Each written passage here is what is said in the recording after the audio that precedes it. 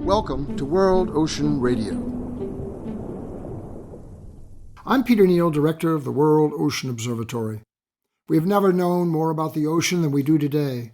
The Nippon Foundation and others are dedicated to mapping 100% of the ocean floor. Various major foundations have tripled down on support of marine science, particularly in marine protected areas worldwide. But despite all, progress has proven slow, not just for lack of resources, but for the various standing organizations doing the research and allocating or receiving the funds. The UN sits at the apex of the international structure.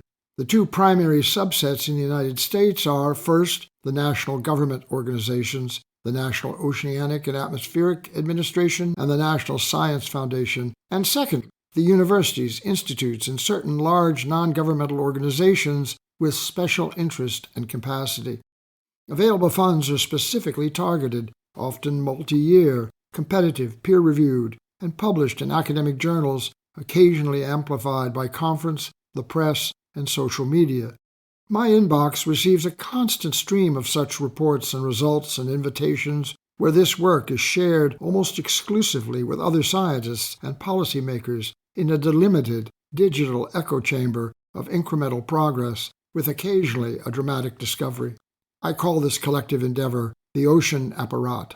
The Apparat has its own sense of time, its own esoteric language, its own competitiveness, its own meetings, its own rituals, its own acolytes, its own hierarchy and exclusivity that is not particularly interested or motivated to share the records and revelations beyond itself, a press release, a newsletter announcement, or to reward an occasional rebel who attempts to reach outside the chamber to the public, to you and me, who are the underlying financiers and overlying beneficiaries of the entire endeavor.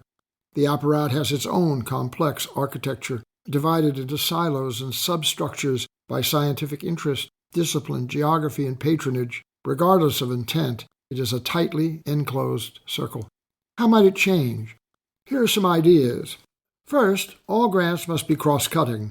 That is, built into the proposal team and budget, they must include interdisciplinary connection, multiple points of view, evinced by the interests and the institutional identity of the investigators and the intended outcomes.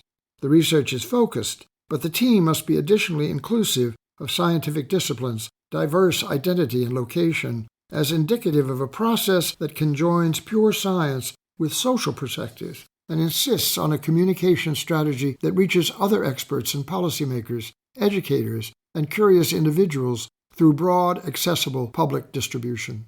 What if funding proposals included such individuals, qualified in such expertise, that would add interpretations to the research results, suggestions for additional query, or applications for use? What if every grant required a secondary school educator to be part of the team and some form of curricular outcome to be part of the final evaluation?